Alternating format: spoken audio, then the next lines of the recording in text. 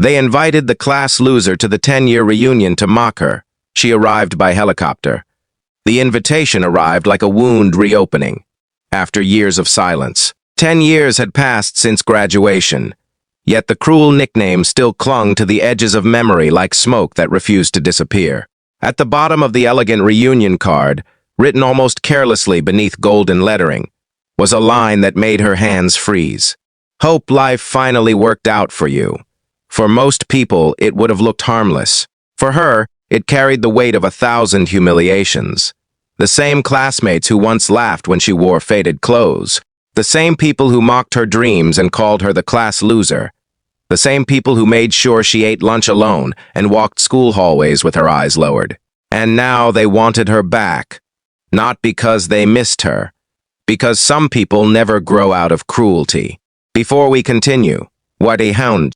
If you believe kindness matters and that people deserve second chances, please take a moment to like, comment, share, and subscribe to the channel. Your support helps stories like this reach more hearts. Her name was Elena Brooks, and 10 years earlier, no one would have imagined she would become the woman she was now.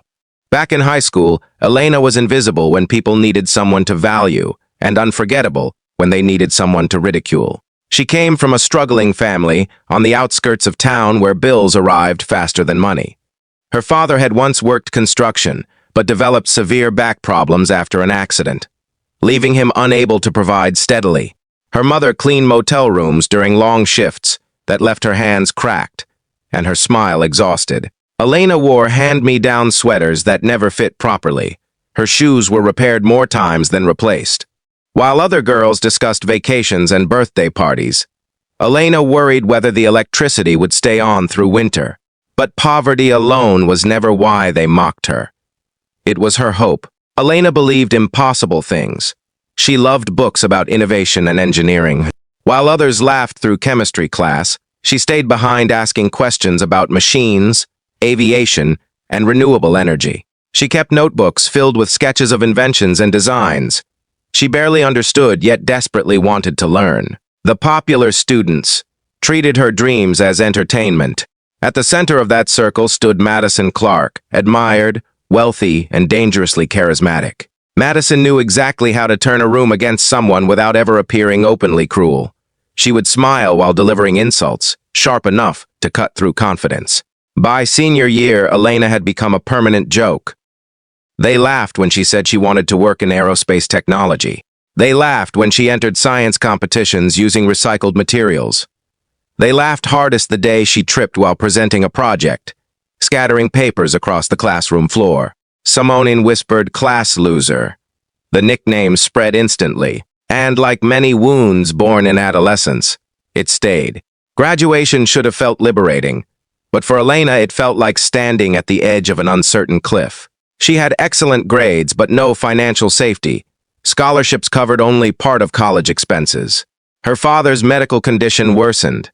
Her mother quietly encouraged her to dream while secretly working extra shifts to survive. Then, tragedy struck. 3 weeks after graduation, her mother collapsed from exhaustion and suffered a serious cardiac episode. Hospital bills buried the family beneath panic. College suddenly became impossible. While former classmates posted dorm photos and campus celebrations online, Elena stayed home working double shifts at a roadside diner. Grease stains replaced graduation excitement. Her hands smelled of coffee and detergent. Every night she returned home physically exhausted and emotionally numb. Sometimes she would scroll through social media and see familiar faces living the lives she once imagined. Luxury apartments, university parties, engagement announcements, success. Meanwhile, she served fries and smiled at strangers who never remembered her name. The hardest part was not the labor, it was the humiliation. There were nights, she cried in the diner storage room, wondering whether her classmates had been right all along. Maybe she had dreamed too far beyond her circumstances. Maybe some people were meant to stay small. One freezing December evening, long after closing time, an elderly customer changed everything. His name was Arthur Hale, a retired mechanical engineer who visited regularly for coffee and silence. He noticed Elena reading technical journals during breaks and asked questions no one had ever bothered to ask. What fascinated her? Why aerospace? What problems did she want to solve? At first, she answered cautiously. Years of ridicule had trained her to protect her ambitions. But Arthur listened differently, not with amusement, with respect. Over months, an unlikely friendship formed. Arthur learned about her abandoned college plans and the weight she carried at home. He saw intelligence buried beneath disappointment. One evening, he handed her a stack of engineering textbooks and something even more valuable: belief. He told her that talent often grows in overlooked places, and that life rarely moves in straight lines. Those words stayed with her. Arthur began mentoring Elena after her shifts. She studied mathematics again, learned design software, and explored online programs. It was exhausting. Some mornings she slept barely 3 hours before returning to work. Yet for the first time in years, hope returned. Progress came slowly. Then loss arrived again. Arthur died unexpectedly from a stroke. The news shattered her. At his funeral, she discovered something astonishing. Arthur had left her a letter. Inside, it was a message written in shaky handwriting. He thanked her for reminding him why curiosity mattered and urged her not to abandon her abilities. Along with the letter was information about a scholarship foundation he had quietly arranged through former colleagues. Elena cried for hours, not because of money, because someone had believed in her enough to invest in her future. That faith became her turning point. She enrolled in an engineering program while continuing to work. The years that followed were brutal. She balanced caregiving, night shifts, and relentless study. There were semesters when she nearly failed from exhaustion, days when bills threatened everything again. But struggle shaped her instead of destroying her. She learned resilience the way metal learns strength inside fire. During university, Elena became fascinated with sustainable aircraft technology. While others pursued safer career paths, she focused on experimental systems aimed at reducing fuel dependence. Professors noticed her originality. Internships followed, then research opportunities. Eventually, she joined a startup led by engineers trying to revolutionize lightweight aviation systems. The company struggled at first. Investors doubted them. Projects failed. Funding disappeared more than once. Yet, Elena recognized something familiar in failure. She had lived with it too long to fear it. Instead of retreating, she pushed harder. Her designs improved efficiency beyond expectations. Patent opportunities emerged. Partnerships grew. The struggling startup evolved into a rising technology company, attracting serious attention. Years passed. The girl once mocked for dreaming too big became Chief Innovation Officer before 30. Money followed later, almost accidentally. Recognition followed too. Industry awards, magazine profiles, conference invitations. But success never erased memory. It simply changed what she carried. Elena bought her parents a comfortable home near the coast where her father could heal peacefully and her mother could finally rest without counting overtime hours. Still, she avoided her hometown. Some scars do not disappear because life improves. Then came the reunion invitation, 10 years. She stared at the card for days. Part of her wanted to ignore it. Another part felt strangely restless. Social media previews of the event began appearing online. Former classmates celebrated careers, marriages, and polished lives. Madison Clark, now a luxury realtor with thousands of followers, helped organize the reunion and posted nostalgic captions about friendship and growth. Elena almost laughed. Growth. She remembered who they had been. Eventually, curiosity overcame hesitation. She decided to attend, but not for revenge, for closure. She contacted the organizers and confirmed quietly. The reunion was held at the renovated Lakeside Manor, overlooking rolling countryside outside town. Chandeliers glowed above expensive suits and polished smiles. Music floated through warm halls, scented with wine and nostalgia. Inside, familiar groups formed instantly. People slipped back into old identities with unsettling ease. The athletes clustered together.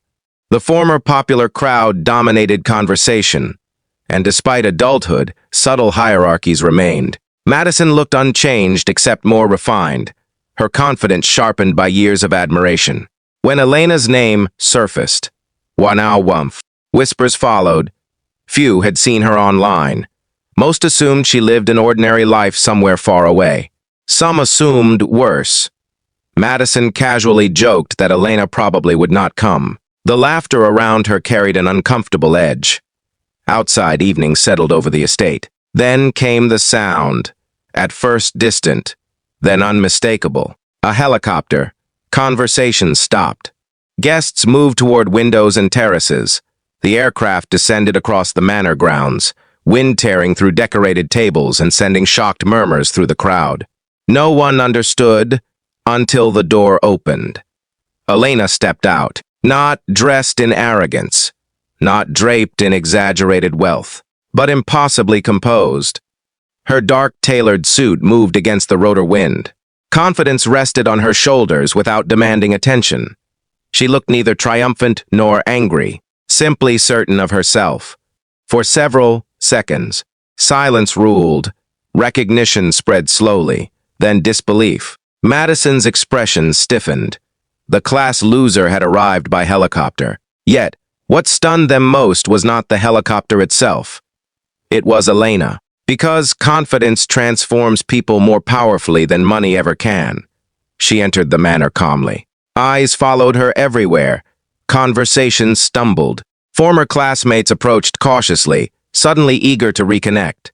Some complimented her success after hurried online searches confirmed who she had become. Aviation entrepreneur, patent holder, speaker, industry leader. The same people who once dismissed her now searched for proximity. Elena greeted them politely. No bitterness, no dramatic confrontation. That unsettled them more than anger would have. Madison eventually approached, wrapped in practiced warmth. She complimented Elena's appearance and joked about dramatic entrances, trying to control the narrative before admiration shifted too far. But Elena noticed something beneath the smile. Unease. Because cruelty depends on power imbalance. And for the first time, Madison no longer controlled the room. As the evening progressed, reunion organizers invited guests to share updates about their lives. Stories filled the hall. Busyness, ventures, children, achievements, travels. When Elena's turn arrived, many expected subtle revenge or boastful storytelling. Instead, she spoke gently. She described hardship without self-pity. She honored her parents' sacrifices. She spoke about Arthur, the mentor who changed her path. She explained how failure had educated her more honestly than success ever could.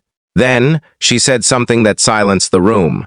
She admitted that high school had been painful, not because of grades or popularity, but because loneliness convinces people they deserve less than they dream. She explained how ridicule lingers long after classrooms disappear. How careless cruelty can shape someone's inner voice for years. No names, no accusations. Yet guilt spread visibly. Some lowered their eyes.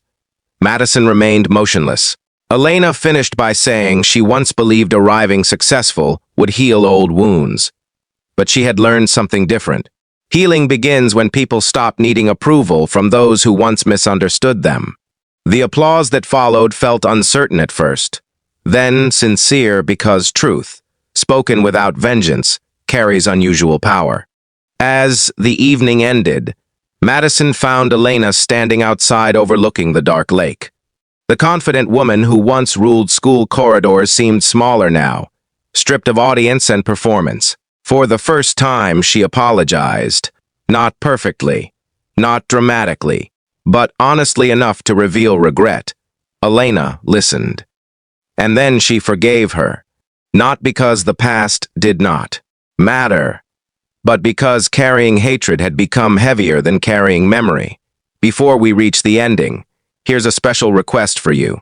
Comment below with the words, "Kindness wins." If you believe people should never be judged by their struggles or appearance. When the helicopter lifted again later that night, Elena looked down at the glowing manor growing smaller beneath her. 10 years earlier, she had left that town believing she was broken. Now she understood something far more powerful. They had never been judging her worth. They had only been revealing the limits of their own understanding. And perhaps that was life's quiet justice. Not proving people wrong, but refusing to let their opinions decide your destiny. If this story touched your heart, please like, comment, share, and subscribe to the channel. Your support keeps meaningful stories alive and helps spread messages of hope and compassion to others who may need them today. As the helicopter disappeared into the night sky, Elena rested her head against the seat and closed her eyes. Below her lay old memories, old labels, and old pain. Ahead of her stretched open darkness, filled with possibility. The girl they invited to mock had not returned for revenge. She returned to prove something to herself. That no matter how cruel the world becomes, dreams survive. When courage refuses to surrender. And sometimes, the people once called losers are simply the ones whose stories are still waiting for their most beautiful chapter.